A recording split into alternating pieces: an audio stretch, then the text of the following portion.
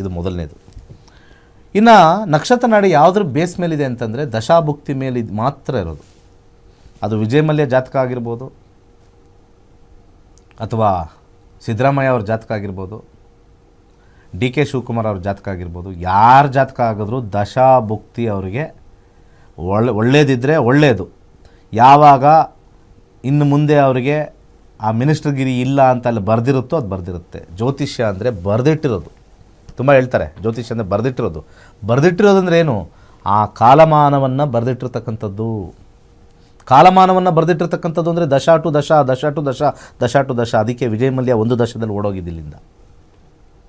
ಅದಕ್ಕೆ ನಮ್ಮ ಹಿಂದಿನ ದಶದಲ್ಲಿ ಓಡೋಗಿರಲಿಲ್ಲ. ಕೋಟ್ಯಾಂತರ ರೂಪಾಯಿ ದುಡ್ಡು ಮಾಡ್ತಾಯಿದ್ರು. ಇಲ್ಲಿ ಬೇಕಾದಷ್ಟು ಉದಾಹರಣೆಗಳಿದ್ದಾವೆ. ಅದು ನಮ್ಮ ಲೆವೆಲಲ್ಲಿ ಚೀಟಿ ಮಾಡಬೇಕಾದ್ರೆ ಬೇಕಾದಷ್ಟು ದುಡ್ಡು ಬರುತ್ತೆ.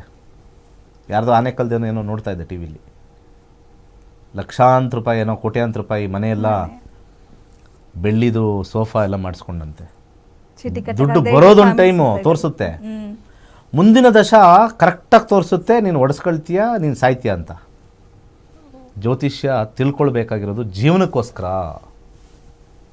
ಅದೃಷ್ಟಕ್ಕೋಸ್ಕರ ಅಲ್ಲ. ಜೀವನ ತಿಳ್ಕೊಂಡ್ರೆ ಅದೃಷ್ಟ. ಅದು ತುಂಬ ಜನಕ್ಕೆ ಗೊತ್ತಿಲ್ಲ. ಅದಕ್ಕೆ ಜ್ಯೋತಿಷ್ಯ ಕಲೀರಿ. ಯಾಕೆ 65,000 ಜನ ಕಲಿತು ಡಾಕ್ಟ್ರೇಟ್ ಮಾಡಿದ್ದಾರೆ ಅಂದರೆ ಇದರಲ್ಲಿ ಜ್ಯೋತಿಷ್ಯದಲ್ಲಿ ನಕ್ಷತ್ರ ನಾಡಿಲಿ ಸತ್ಯ ಇದೆ. ಇನ್ನು ಬೇರೆ ಜ್ಯೋತಿಷ್ಯದಲ್ಲಿ 100% ಅಲ್ಲ 1000% ಸತ್ಯ ಇಲ್ಲ. ಮೋಸ ಹೋಗ್ತಾ ಇದ್ದೀರಾ. ಹೇಗೆ ಮೋಸ ಹೋಗ್ತಾ ಇದ್ದೀರಾ? ಅಲ್ಲಿ ಯಾವುದೋ 7ನೇ ಮನೇಲಿ ಗ್ರಹ ಮಂಗಳ ಅಂತಾರೆ, ದೊಡ್ಡ ದೊಡ್ಡ ನಾಮಗಳು ಹಾಕೊಂಡ್ಬಂದು ಏನೋ ತ್ರಿಶೂಲ ಇಟ್ಕೊಂಡ್ಬಿಟ್ಟು ಅವ್ರ ಹತ್ರ ದೇವರಿದೆ ಅಂತ ಬರ್ತಾರೆ. ಯಾವುದೂ ಇಲ್ಲ, ಏನೂ ಇಲ್ಲ.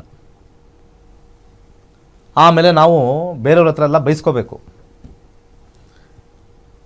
ನಮಗೂ ಹಣೆ ಬರ ಕೆಡುತ್ರಿ, ಜ್ಯೋತಿಷಿಗಳಿಗೇನು ಕೆಡಲ್ಲ ಅಂತೇನಿಲ್ಲ.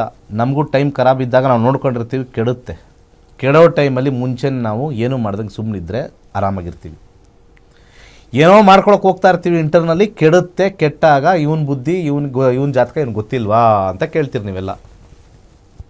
100% ಎಲ್ಲರ ಜಾತಕನೂ ನಿಜವಾದ ಜ್ಯೋತಿಷ್ಯ. ಅವನ ಜಾತಕನೂ ಗೊತ್ತಿರುತ್ತೆ, ಬೇರೆಯವ್ರ ಜಾತಕನೂ ಗೊತ್ತಿರುತ್ತೆ, ಎಲ್ಲರ ಜಾತಕನೂ ಗೊತ್ತಿರುತ್ತೆ.